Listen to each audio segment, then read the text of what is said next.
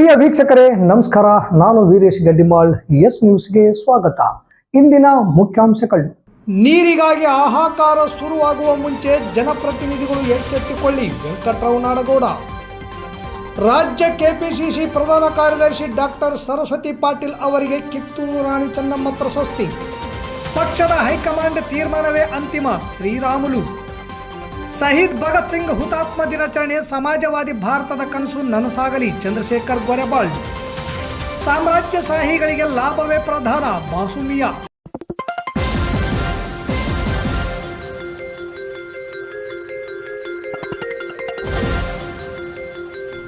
S news, ಇದು ನಿಮ್ಮ ಧ್ವನಿ. ವಾರ್ತೆಗಳ ವಿವರ.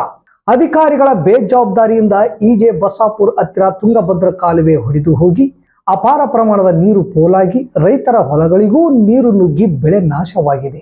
ಇದಕ್ಕೆಲ್ಲ ಯಾರು ಹೊಣೆ? ಅಧಿಕಾರಿಗಳಿಂದ ಹಿಡಿದು ಸರ್ಕಾರವೇ ಹೊಣೆ ಎಂದು ಮಾಜಿ ಸಚಿವ ಹಾಗೂ ಕೆಒಎಫ್ ರಾಜ್ಯಾಧ್ಯಕ್ಷರಾದ ವೆಂಕಟರಾವ್ ನಾಡಗೌಡ ಸರ್ಕಾರದ ವಿರುದ್ಧ ವಾಗ್ದಾಳಿ ನಡೆಸಿದರು. ನಗರದ ಪತ್ರಿಕಾ ಭವನದಲ್ಲಿ ಸುದ್ದಿಗೋಷ್ಠಿ ನಡೆಸಿ ಮಾತನಾಡಿದ ಅವರು, ಅಲ್ಲಿನ ಸ್ಥಳೀಯರು 3 ತಿಂಗಳ ಮುಂಚೆಯೇ ಅಧಿಕಾರಿಗಳಿಗೆ, ಶಾಸಕರಿಗೆ, ಸಚಿವರಿಗೆ ತಿಳಿಸಿದರೂ ಕೂಡ ಕಾಳಜಿ ವಹಿಸದೆ ನಿರ್ಲಕ್ಷ್ಯ ಮಾಡಿದ್ದೇ ಕಾರಣವಾಗಿದೆ. ಕಾಲುವೆ ರಿಪೇರಿ ಮಾಡಲು ತಡ ಮಾಡಿದರೆ ಎಲ್ಲ ಕಡೆಗೂ ನೀರಿನ ಹಾಹಾಕಾರ ಹೆಚ್ಚಾಗುತ್ತದೆ. ಇದನ್ನು ಸ್ಥಳೀಯ ಶಾಸಕರು ನಿಭಾಯಿಸಬೇಕು. ಈಗ ಒಡೆದು ಹೋದ ಕಾಲುವೆಗೆ ಬಂಡಿಂಗ್ ಹಾಕಿ ನೀರು ಕೊಡುತ್ತೇವೆ ಎಂಬ ಮಾತು ಕೂಡ ಹೇಳಿದ್ದರು. ಅಲ್ಲಿಗೆ ಹೋಗಿ ನೋಡಿದರೆ ಶಾಶ್ವತವಾಗಿ ರಿಪೇರಿ ಕಾರ್ಯ ಮಾಡುತ್ತಿದ್ದೇವೆ ಎಂದು ಅಧಿಕಾರಿಗಳು ಹೇಳುತ್ತಿದ್ದಾರೆ. ಅಧಿಕಾರಿಗಳಿಗೂ ಚುನಾಯಿತ ಜನಪ್ರತಿನಿಧಿಗಳಿಗೂ ಸಂಬಂಧವೇ ಇಲ್ಲ ಅನ್ನೋ ರೀತಿಯಲ್ಲಿದ್ದಾರೆ. ಸರಿಯಾದ ನಿರ್ಧಾರ ಇಲ್ಲದೆ ಗೊಂದಲಮಯವಾದ ನಿರ್ಧಾರಗಳಿಂದ ಕುಡಿಯುವ ನೀರನ್ನು ಕೊಡದಿದ್ದರೆ ಜನರು ರೊಚ್ಚಿಗೇಳುತ್ತಾರೆ.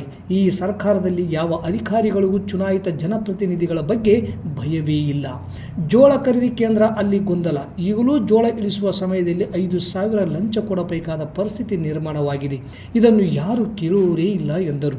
ನಗರದ ಕೃಷ್ಣದೇವರಾಯ ಶಾಲೆಯಲ್ಲಿನ ಸೈನಿಕ ಶಾಲೆಯನ್ನು ಏಪ್ರಿಲ್ 4ರಂದು ಕೇಂದ್ರ ಸಚಿವ ಎಚ್ ಡಿ ಕುಮಾರಸ್ವಾಮಿ, ರಕ್ಷಣಾ ರಾಜ್ಯ ಸಚಿವ ಸಂಜಯ್ ಸೇಠ್, ಆಂಧ್ರ ಪ್ರದೇಶದ ನಾರಾ ಲೋಕೇಶ್, ಸಂಸದ್ ಭರತ್, ನೀರಾವರಿ ಸಚಿವ NS ಬೋಸರಾಜ್, ಕೊಪ್ಪಳ ಹಾಗೂ ರಾಯಚೂರು ಜಿಲ್ಲಾ ಉಸ್ತುವಾರಿ ಸಚಿವರು, ಸಂಸದರು ಭಾಗವಹಿಸಲಿದ್ದಾರೆ. ಜೆಡಿಎಸ್ ಪಕ್ಷದ ಕಾರ್ಯಕರ್ತರು ಹೆಚ್ಚಿನ ಸಂಖ್ಯೆಯಲ್ಲಿ ಭಾಗವಹಿಸಿ ಎಂದು ಮನವಿ ಮಾಡಿದರು. ಈ ವೇಳೆ ಜಿ ಸತ್ಯನಾರಾಯಣ್, ಅಶೋಕ್ ಗೌಡ ಗದ್ರಟಗಿ, ಅಲ್ಲಂ ಪ್ರಭು ಪೂಜಾರ್, ಜಿಲಾನಿ ಪಾಷಾ, SP ಟೇಲರ್, ಯಂಕೋಬ್ ಕಲ್ಲೂರ್, ದಾಸರಿ ಸತ್ಯನಾರಾಯಣ್, ಸುಮಿತ್ ತಡ್ಕಲ್, ರವಿ ಪನ್ನೂರ್, ಸೈಯದ್ ಆಸಿಫ್ ಸೇರಿದಂತೆ ಅನೇಕರಿದ್ದರು. ಸರ್ಕಾರಕ್ಕೂ ಮತ್ತು ಅಧಿಕಾರಿಗಳಿಗೂ ಸಂಬಂಧನೇ ಇಲ್ಲದಂತಹ ಸರ್ಕಾರ ತಮ್ಮ ಮಾಧ್ಯಮದಲ್ಲೇ ಮಂತ್ರಿಗಳು, ಶಾಸಕರುಗಳು ಬಂಡಿಂಗ್ ಹಾಕಿ, ಟೆಂಪರರಿ ಬಂಡಿಂಗ್ ಹಾಕಿ 2,000 ಕ್ಯೂಸೆಕ್ ಬಿಟ್ಟು ಕೆರೆಗಳನ್ನು ತುಂಬ್ತೀವಿ ಅಂತ ಹೇಳಿದ್ರು. ಹೌದು ತಾನೆ? ಹೌದು. ನಾನು ಸ್ಪಾಟಿಗೆ ಹೋಗಿ ನೋಡಿದಾಗ ಅಧಿಕಾರಿಗಳನ್ನು ಕೇಳಿದರೆ, ಇಲ್ಲ ಸರ್, ನಾವು ಶಾಶ್ವತವಾಗಿ ಮಾಡಿಬಿಡ್ತೀವಿ ಅಂದರೆ ಮಂತ್ರಿಗಳಿಗೆ ಗೊತ್ತಿಲ್ಲ ಅದು ಶಾಶ್ವತವಾಗಿ ಮಾಡ್ತಾರೆ ಅಂತ.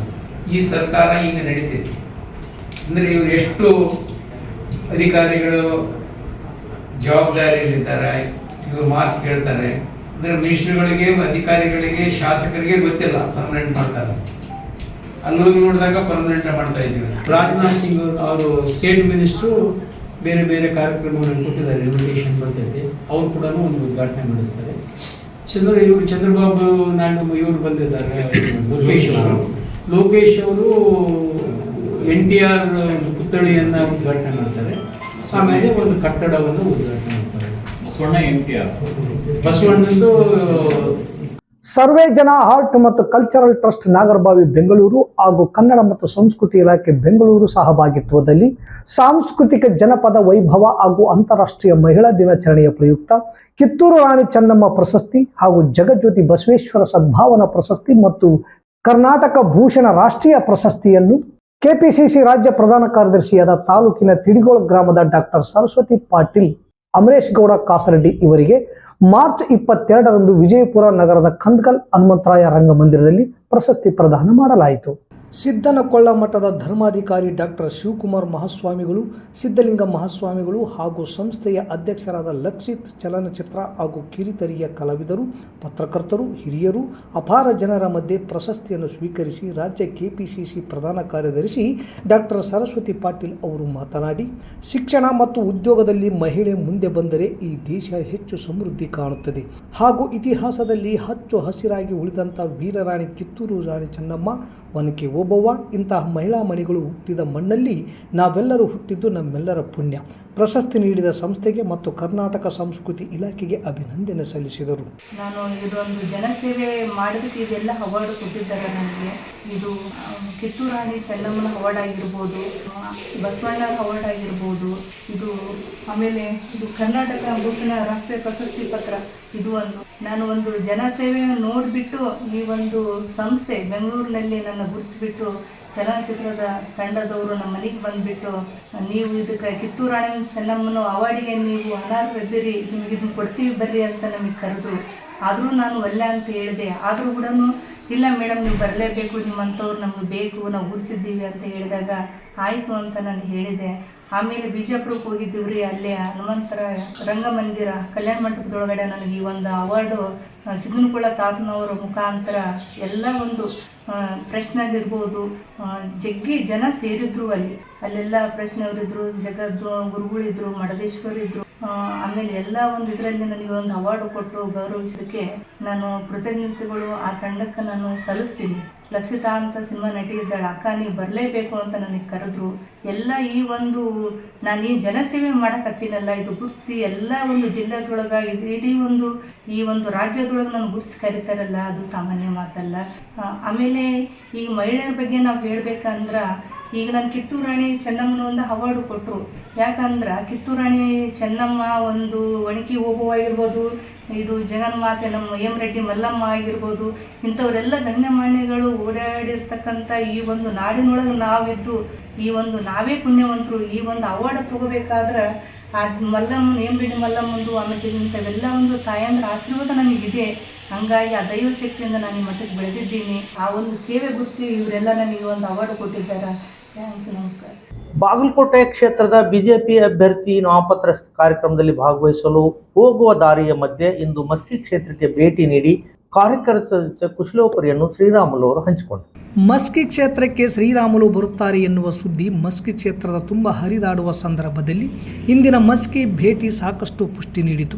ಇಂದು ನೆಕ್ಕಂಟಿ ಮಲ್ಲಿಕಾರ್ಜುನ ಅವರ ಕಂಕರ್ ಮಿಷನ್ ಕಚೇರಿಯಲ್ಲಿ ಸುದ್ದಿಗಾರರ ಪ್ರಶ್ನೆಗೆ ಉತ್ತರಿಸಿದ ಶ್ರೀರಾಮುಲು ಅವರು, ಈ ಭಾಗದಲ್ಲಿ ಕಲ್ಯಾಣ ಕರ್ನಾಟಕ ಮತ್ತು ಮಧ್ಯ ಕರ್ನಾಟಕದಲ್ಲಿ ಪಕ್ಷದ ಬೆಳವಣಿಗೆ ದೃಷ್ಟಿಯಿಂದ ಹೆಚ್ಚಿನ ಮುತುವರ್ಜಿ ವಹಿಸುತ್ತಿದ್ದು ಅದರ ಭಾಗವಾಗಿ ಇಲ್ಲಿ ಭೇಟಿ ನೀಡಿದ್ದೇನೆ.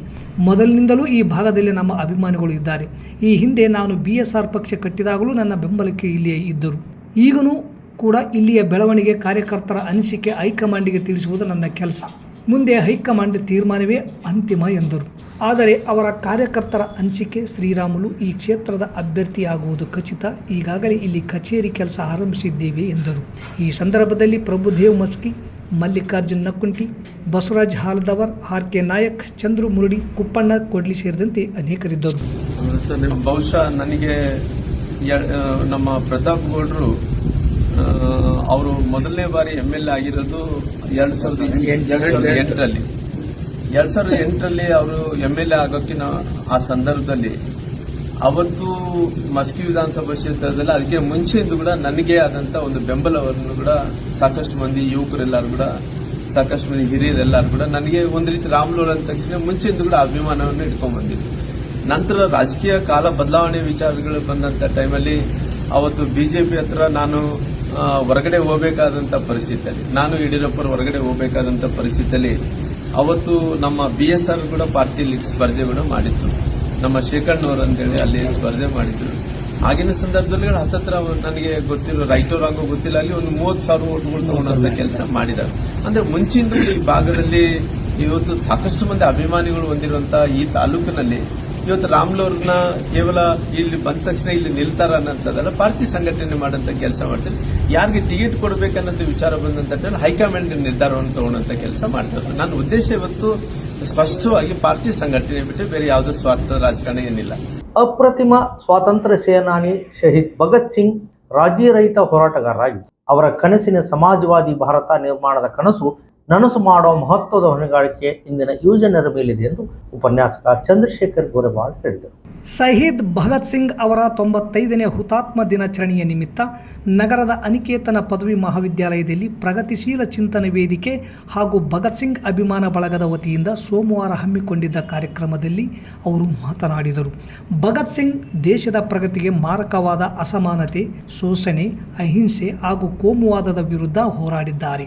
ಸ್ವಾತಂತ್ರ್ಯ ಎಂದರೆ ಬಿಳಿಯರ ಕೈಯಲ್ಲಿರುವ ಅಧಿಕಾರ ಕರಿಯರ ಕೈಗೆ ಬದಲಾಗುವುದಲ್ಲ ಎಂಬುದನ್ನು ಸ್ಪಷ್ಟವಾಗಿ ಪ್ರತಿಪಾದಿಸಿದ್ದ ಭಗತ್ ಸಿಂಗ್ ಅವರು ಶ್ರೀಮಂತರ ಪರವಾದ ಸಾಮಾಜಿಕ ವ್ಯವಸ್ಥೆ ನಾಶಗೊಂಡು ಸಮಾಜವಾದಿ ವ್ಯವಸ್ಥೆ ನಿರ್ಮಾಣವಾದರೆ ಮಾತ್ರ ಸಮಾಜದ ಕಟ್ಟಕಡೆಯ ವ್ಯಕ್ತಿಗೂ ಸೌಲಭ್ಯಗಳು, ಉತ್ತಮ ಬದುಕು ದೊರಕಲು ಸಾಧ್ಯ ಎಂಬ ಆಶಯವನ್ನು ಹೊಂದಿದ್ದರು.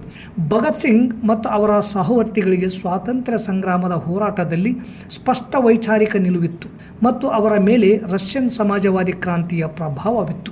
ಆದ್ದರಿಂದಲೇ ಅವರು ಸ್ವಾತಂತ್ರ್ಯ ಪಡೆಯುವುದು ನಮ್ಮ ಮೊದಲ ಹೆಜ್ಜೆ, ನಮ್ಮ ಅಂತಿಮ ಗುರಿ ಇರುವುದು ದುಡಿಯುವ ಜನತೆಯ ಅಧಿಕಾರವಿರುವ ಸಮಾಜದ ನಿರ್ಮಾಣ ಎಂಬುದು ಅವರ ನಿಲುವಾಗಿತ್ತು ಎಂದು ಗೋರೆಬಾಳ್ ಹೇಳಿದರು.